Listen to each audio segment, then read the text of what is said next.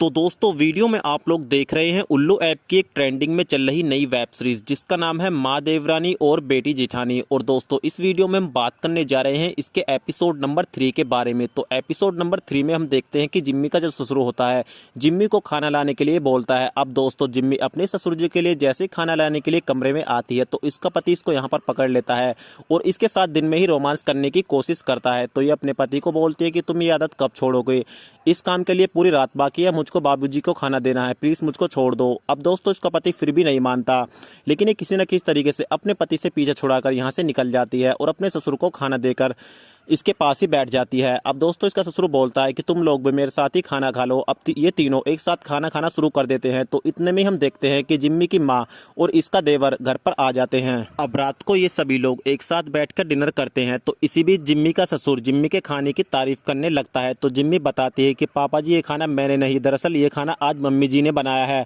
इस बात को सुनकर जिम्मी का ससुर थोड़ा शर्मिंदगी महसूस करता है और बोलता है कि चौधरी साहब आपने तकलीफ क्यों की, आप तो हमारे घर के मेहमान हो। तो चौधरी साहब बताती है कि भाई साहब इसमें हर्जी क्या है, बेटी का घर भी तो माँ का घर होता है। और उसके बाद ये सभी लोग सोने के लिए चले जाते हैं और जिम्मी अपनी माँ के टांगों की मालिश करना शुरू कर देती है। तो इसी बीच इसका देवर कमरे में आ जाता है और बोलता है कि भाभी जी आपको कमरे में भैया जी बुला रहे हैं, ये काम मैं कर लेता हूँ। और उसके बाद जिम्मी अपने बेडरूम में चली जाती है और इन दोनों को फिर से रोमांस करने का मौका मिल जाता है। और दोस्तों जिम्मी का जो देवर होता है फिर से इसकी माँ के साथ इंजॉय करना शुरू कर देता है। लेकिन रौनक यहाँ पर सरला के साथ अपना काम पूरा नहीं कर पाता क्योंकि बाबूजी इसको सोने के लिए कमरे में बुला लेते हैं और रौनक को यहाँ से जाना पड़ता है। तो इसी बीच सरला पहले ही गर्म हो चुकी होती है और वो अपना अधूरा काम पूरा करने के लिए हाथ से ही काम चलाना शुरू कर देती है। तो इसी बीच आधी रात में इसके दामाद की आंख खुलती है क्योंकि दोस्तों इसको प्यास लगती है और जब ये पानी पीने के लिए यहाँ पर आता है तो इसके दामाद को इसकी सासू माँ के कमरे से कुछ गंदी वाली आवाज़ें सुनाई देती हैं। और जब ये जंगले से झांक कर देखता है